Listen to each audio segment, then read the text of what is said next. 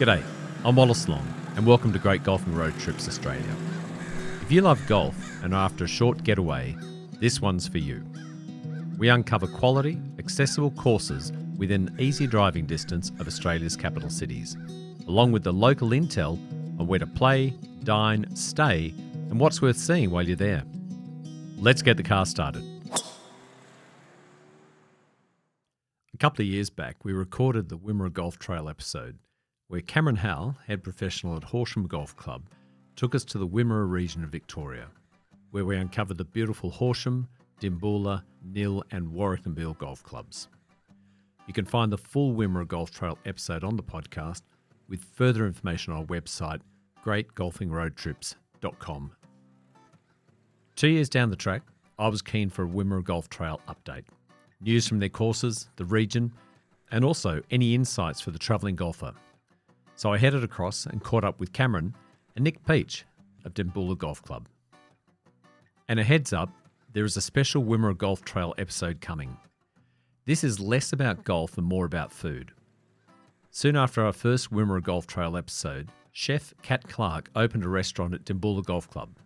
My sit down with Kat looks at the beautiful space she's created, the native food she incorporates into her cooking, and also explores her relationship with food and her community. Keep an eye out for this one. Cameron and Nick join me next. Here we are back at Horsham Golf Club, 2 years on from when we've recorded the Wimmera Golf Trail. Cameron, how are you? Oh, good, thank you, Wallace. Welcome back. You brought a bit of sunshine after a deluge of the weather over the weekend, 120 mil, which has just enhanced the golf course even further. I must say, first sight at it looks absolutely beautiful. How's the course going? The course is going wonderful. We've, off the back end of a really dry summer with not much help from upstairs, we're quite lucky here because we've got ample allotments of water that we can use on the golf course, and the cooch just loves sunshine. So sunshine and water, fairways and the greens are looking wonderful out there. Have you seen people coming across from Melbourne or from Adelaide looking to play Horsham and the Wimmera Golf Trail?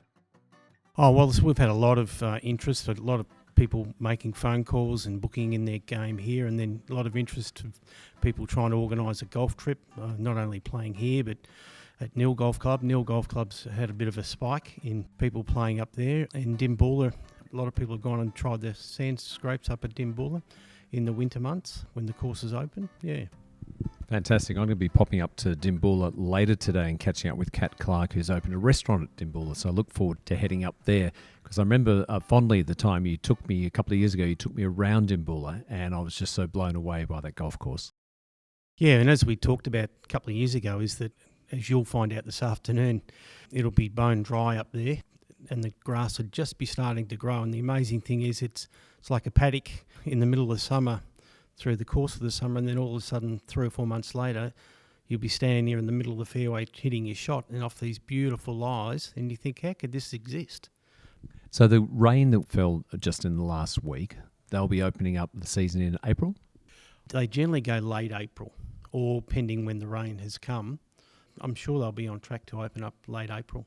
Fantastic. Yeah, some wonderful views, and as we discussed in the podcast, just a large plot of land, a beautiful view through the course, and also the unique nature of playing on scrapes.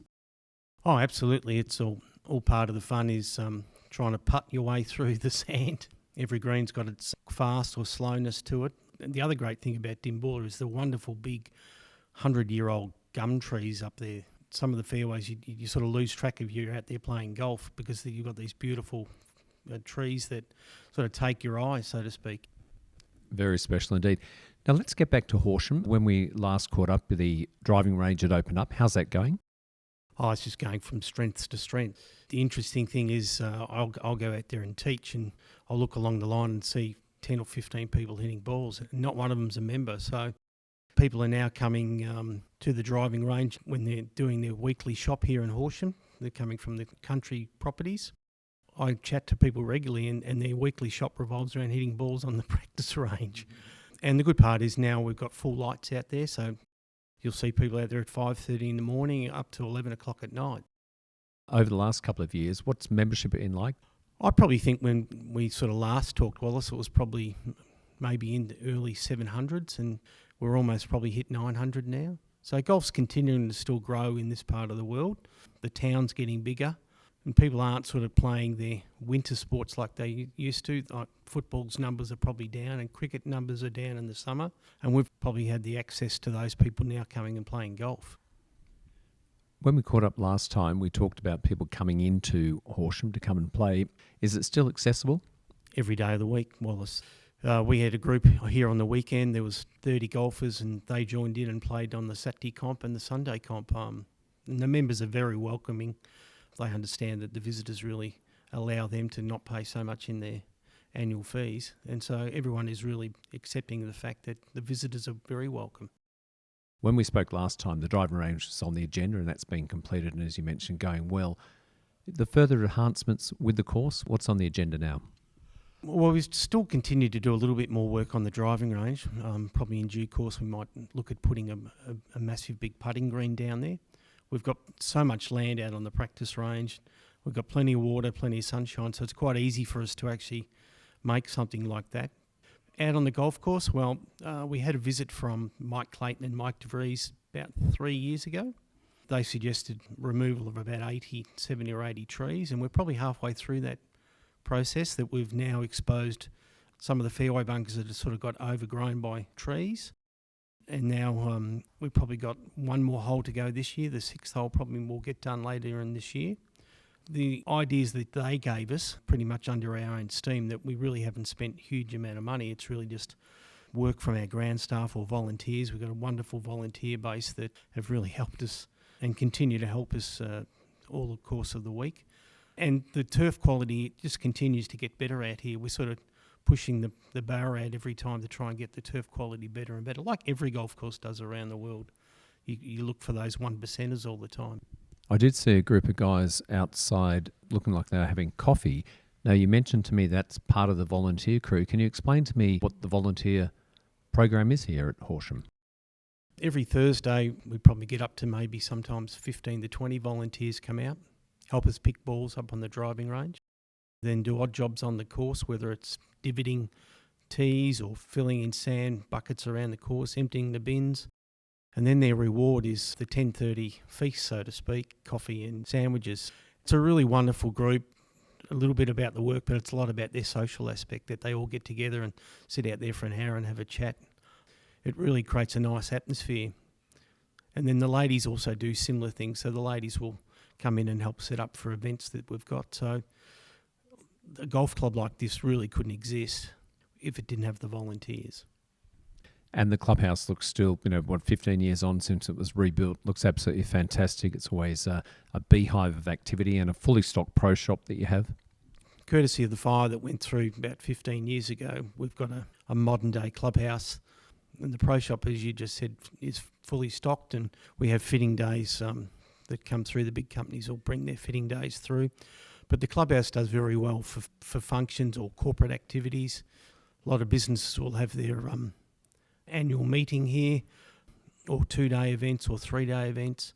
We've got a big function coming up next weekend where one of the cropping groups are doing a big black tie ball for 250 people. It'll be a buzz. Fantastic. Last question. You spoke last time we met about the annual event you have. I think you have a seniors week. There's a 5-day event. Every late April we have our annual tournament, which is over the course of 4 to 5 days. And then later in the year in October we have the 36-hole senior event. And that's generally mid to late October. People come from all around. We probably get 120 people from around Australia to come and play. What sort of handicap ranges are welcome to those events? We get people that are coming in off +2 all the way up to 27 handicap. So it's a wide variety, and we try to mix it all up too, so people get to experience all levels of golf. What's changed in Horsham over the last 2 years? Oh, well, the town has continued to grow. It's sort of now reached probably early 20,000 people. So the mining has come to this area. That's really brought a lot of people. McCain's Chips, they're building a facility here to get closer to, a lot of potatoes come from parts around here. So their big factories in Ballarat, but they bring it closer to the source, so to speak. The protein plant in Horsham has continued to grow. And so there's a few exciting things happening which brings more people to town. And for us, it's the exciting things, brings more golfers to town. Fantastic. Cameron, great to see you again, and hopefully it's not as long next time that we do an update on the Horsham Golf Club and the Wimmera Golf Trail. Thanks again for coming and seeing us, Wallace. Cheers. After the break, I catch up with Nick Pietsch from the Dimboola Golf Club. Travelling the Silo Art Trail and looking for things to do? Why not step back in time at the historic Woods Farming and Heritage Museum in Rapanyip? And don't forget Matoa's gigantic stick shed. The impressive displays at the Water Tower Museum in Matoa houses 3 floors of local artefacts, along with the famous James Hill taxidermy collection of over 500 birds, eggs and mammals, which is over 100 years old. For more things to see and do along the Silo Art Trail, find us on Facebook, Yarriambiack Tourism. I'm here with Nick Pietsch from the Dimboola Golf Club, president at Dimboola. Nick, thanks for the welcome. Thanks, Wallace. No, happy to talk to you. A lovely day here, Saturday, and the weather's been absolutely fantastic. I think a high of 16. I see there's about 24 guys out there who've played a Saturday round. How did you go today? Could have been better, but 34 was all right, I suppose. I think any time with a 3 in front, it's a good score. I did meet John earlier when I was speaking with Kat, and he predicted his round was going to be pretty average, but he ends up shooting 36 and winning the day. Yeah, probably we would like some higher scores for that to win the day, but no, good luck to John. He's done well and came home with the prize.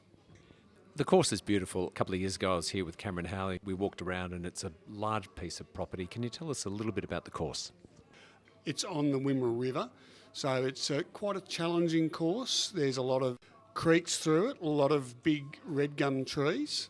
It's a good, challenging course. I noticed that in 2024 you held the Victorian Sand Green Championships. Yeah, that's correct. That was a very successful event, and that was the second time we'd run it as well. It's good to showcase the course to everybody in Victoria. Nick, if a visitor's coming to play at Dimboola, I know there's an honesty box out there. How much does it cost to play a round of golf here for a visitor? It's only $10 a round, so very cheap day out. You obviously get visitors that might want to play in the competition, that like the competition today. What's the deal there? We're happy to welcome visitors on a Saturday. As long as they've got a handicap, they can play in the competition. And yeah, we get a lot of people. We'll get a few people coming out of the caravan park and coming out and playing. So, yeah, they enjoy their rounds as well. With the course, as you mentioned, it's a tough course. Do you have a signature hole? Is there one hole that stands out that you'd like to highlight? The 18th scrape is fairly close to the river, the Wimmera River. So you've got to be a bit spot on. If you've got a bit of a draw and it's all downhill towards the river. So you've got to be pretty careful with that one. What would you recommend if people were looking for things to do in Dimboola? What else would they do other than play golf at Dimboola Golf Course? There's plenty to do at Dimboola, actually. There's plenty of unique shops in town, which are attracting a lot of attention. They've got some walking tracks around the common, and there's also a walking / mountain bike track that goes all the way to Japarrit and back. There's also the little desert to walk in, and the Wimmera River. So we've got plenty to do in Dimboola. Fantastic. Nick, thanks so much for your time. Thanks very much.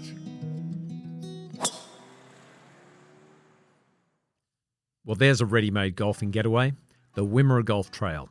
A 3.5-hour drive from Melbourne, 4 from Adelaide, 4 great golf courses, a must-visit. A big thanks to Cameron Howell and Nick Pietsch for updating us on their courses and the Wimmera Golf Trail. You can find all the local intel on where to play, dine, stay, and what's worth seeing while you're on the Wimmera Golf Trail at greatgolfingroadtrips.com. Please follow us on your favourite podcast app and give us a review. A reminder to keep an eye out for the upcoming special episode with Chef Kat Clark. I'm Wallace Long. Thanks for listening.